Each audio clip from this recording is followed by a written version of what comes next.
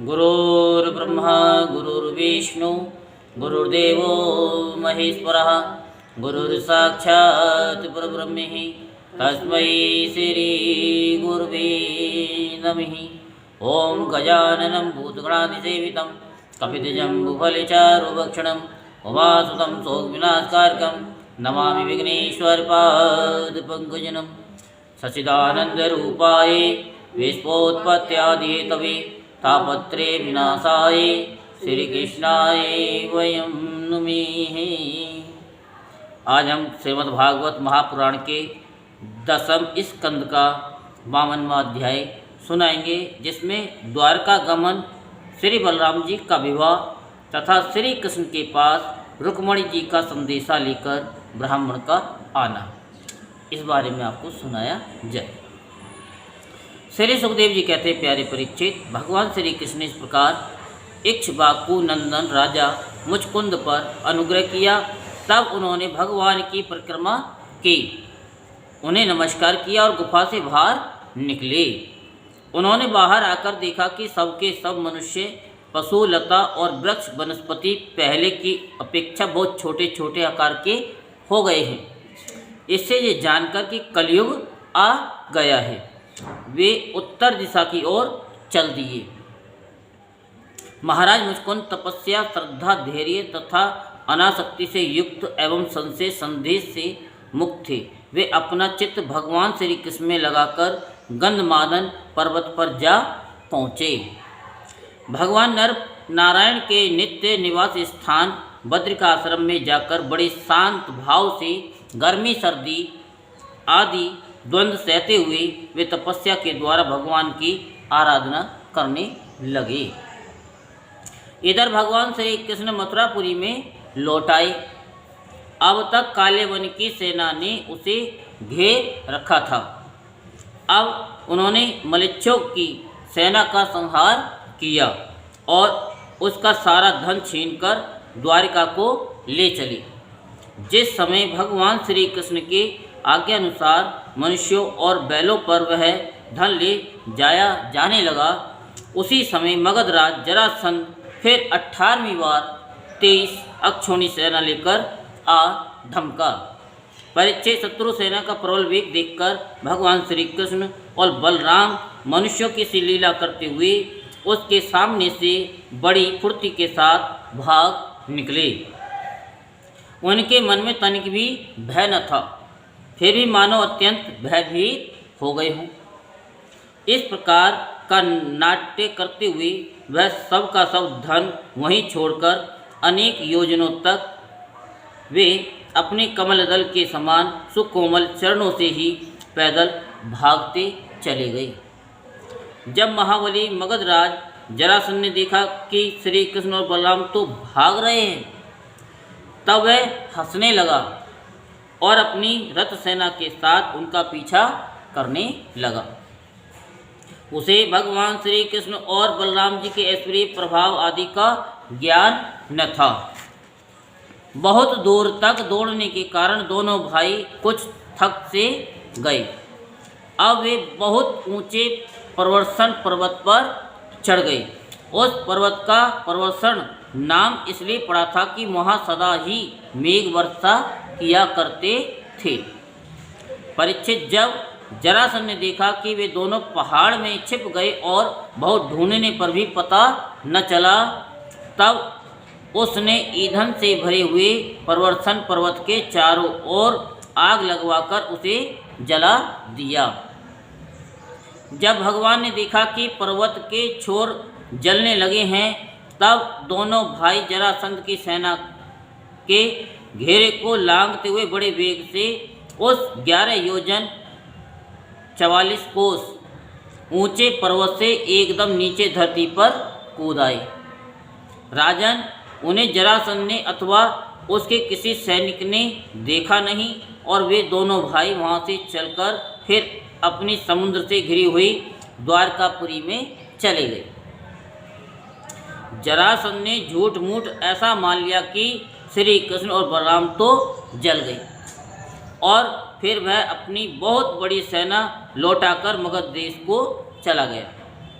ये बात मैं तुम्हें पहले ही 9वें स्कंद में कह चुका हूँ कि अनार्त देश के राजा श्रीमान रेवत जी ने अपनी रेवती नाम की कन्या ब्रह्मा जी की प्रेरणा से बलराम जी के साथ ब्याह दी।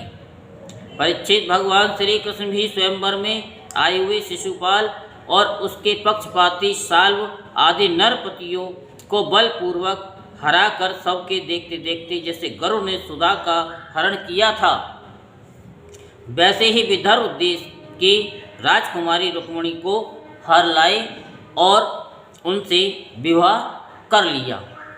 रुक्मिणी जी की राजा भीष्म की कन्या और स्वयं भगवती लक्ष्मी जी का अवतार थी। राजा परीक्षित ने पूछा कि भगवान, हमने सुना है कि भगवान श्री कृष्ण ने भीष्मक नंदिनी परम सुंदरी रुक्मिणी देवी को बलपूर्वक हरण करके राक्षस विधि से उनके साथ विवाह किया। महाराज, अब मैं ये सुनना चाहता हूँ कि परम तेजस्वी भगवान श्री कृष्ण ने जरासंध, साल्व आदि नरपतियों को जीतकर किस प्रकार रुक्मिणी का हरण किया। ब्रह्मऋषि भगवान श्री कृष्ण की लीलाओं के संबंध में क्या कहना है?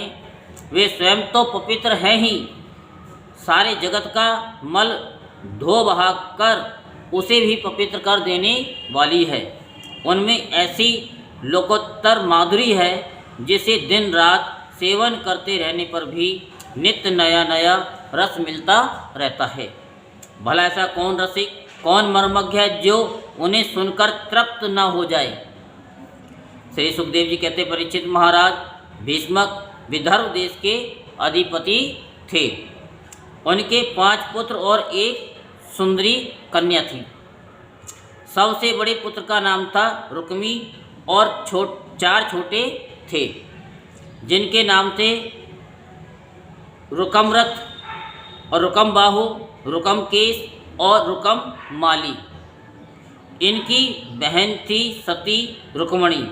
जब उसने भगवान श्री कृष्ण के सौंदर्य, पराक्रम, गुण और वैभव की प्रशंसा सुनी जो उसके महल में आने वाले अतिथि प्राय गाया ही करते थे, तब उसने यही निश्चय किया कि भगवान श्री कृष्ण ही मेरे अनुरूप पति हैं। भगवान श्री कृष्ण भी समझते थे कि रुक्मिणी में बड़े सुंदर सुंदर लक्षण हैं। वह परम बुद्धिमती है, उदारता, सौंदर्य, शील, स्वभाव और गुणों में भी अद्वितीय है, इसलिए रुक्मिणी ही मेरे अनुरूप पत्नी है। अतः भगवान ने रुक्मिणी जी से विवाह करने का निश्चय किया। रुक्मिणी जी के भाई बंधु भी चाहते थे कि हमारी बहन का विवाह श्री कृष्ण से ही हो, परंतु रुक्मी श्री कृष्ण से बड़ा द्वेष रखता था। उसने उन्हें विवाह करने से रोक दिया और शिशुपाल को ही अपनी बहन के योग्य वर समझा। जब परम सुंदरी रुक्मिणी को ये मालूम हुआ कि मेरा भाई बड़ा रुक्मी शिशुपाल के साथ मेरा विवाह करना चाहता है, तब वे बहुत उदास हो गई। उन्होंने बहुत कुछ सोच विचार कर एक विश्वास पात्र ब्राह्मण को तुरंत श्री कृष्ण के पास भेजा। जब वे ब्राह्मण देवता द्वारकापुरी में पहुँचे, तब द्वारपाल उन्हें राजमहल के भीतर ले गए। वहां जाकर ब्राह्मण देवता ने देखा कि आदि पुरुष भगवान श्री कृष्ण सोने के सिंहासन पर विराजमान हैं। ब्राह्मणों के परम भक्त भगवान श्री कृष्ण उन ब्राह्मण देवता को देखते ही अपने आसन से नीचे उतर गए और उन्हें अपने आसन पर बैठाकर वैसी ही पूजा की जैसे देवता लोग उनकी भगवान की किया करते हैं। आदर सत्कार कुशल प्रसन्न के अनंतर जब ब्राह्मण देवता खा पी चुके, आराम विश्राम कर चुके, तब संतों के परम आश्रय भगवान श्री कृष्ण उनके पास गए और अपने कोमल हाथों से उनके पैर सहलाते हुए बड़े शांत भाव से पूछने लगी कि ब्राह्मण शिरोमणि, आपका चित्त तो सदा सर्वदा संतुष्ट रहता है ना? आपको अपने पूर्व पुरुषों द्वारा स्वीकृत धर्म का पालन करने में कोई कठिनाई तो नहीं होती? ब्राह्मण यदि जो कुछ मिल जाए उसी में संतुष्ट रहे और अपने धर्म का पालन करे, उससे च्युत न हो, तो वह संतोष ही उसकी सारी कामनाएं पूर्ण कर देता है। यदि इंद्र का पद पाकर भी किसी को संतोष ना हो तो उसे सुख के लिए एक लोक से दूसरे लोक में बार बार भटकना पड़ेगा। वह कहीं भी शांति से बैठ नहीं सकेगा। परंतु जिसके पास तनिक भी संग्रह परिग्रह नहीं है और जो उसी अवस्था में संतुष्ट है, वह सब प्रकार से संताप रहित होकर सुख की नींद सोता है। जो स्वयं प्राप्त हुई वस्तु से संतोष कर लेते हैं, जिनका स्वभाव बड़ा ही मधुर है और जो समस्त प्राणियों के परम हितैषी, अहंकार रहित और शांत है, उन ब्राह्मणों को मैं सदा से झुकाकर नमस्कार करता हूँ। ब्राह्मण देवता राजा की ओर से तो आप लोगों को सब प्रकार की सुविधा है ना। जिसके राज्य में प्रजा का अच्छी तरह पालन होता है और वह आनंद से रहती है, वह राजा मुझे बहुत ही प्रिय है। ब्राह्मण देवता, आप कहाँ से, किस हेतु से और किस अभिलाष से इतना कठिन मार्ग तय करके यहाँ पधारे हैं? यदि कोई बात विशेष गोपनीय हो तो हमसे कहिए, हम आपकी क्या सेवा करें। परीक्षित, लीला से ही मनुष्य रूप धारण करने वाले भगवान श्री कृष्ण ने जब इस प्रकार ब्राह्मण देवता से पूछा, तब उन्होंने सारी बात कह सुनाई। इसके बाद वे भगवान से रुक्मणी का संदेश कहने लगे। रुक्मणी ने कहा कि त्रिभुवन सुंदर, आपके गुणों को जो सुनने वालों के कानों के रास्ते हृदय में प्रवेश करके एक एक अंग के ताप, जन्म जन्म की जलन बुझा देते हैं, तथा अपने रूप सौंदर्य को जो नेत्र वाले जीवों के नेत्रों के लिए धर्म, अर्थ, काम, मोक्ष चारों पुरुषार्थों के फल एवं स्वार्थ परमार्थ सब कुछ हैं, श्रवण करके प्यारे अच्युत, मेरा चित्त लज्जा शर्म सब कुछ छोड़कर आप में ही प्रवेश कर रहा है।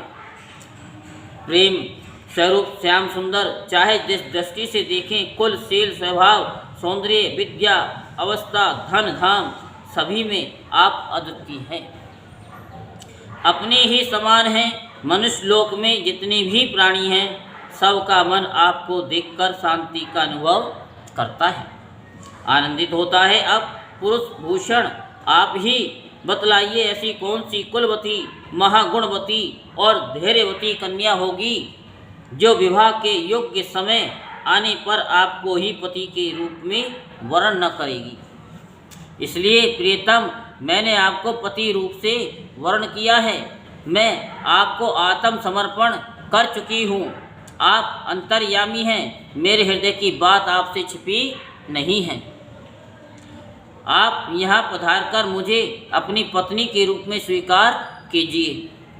कमल नयन, प्राणवल्लभ, मैं आप सरीखे वीर को समर्पित हो चुकी हूँ, आपकी हूँ।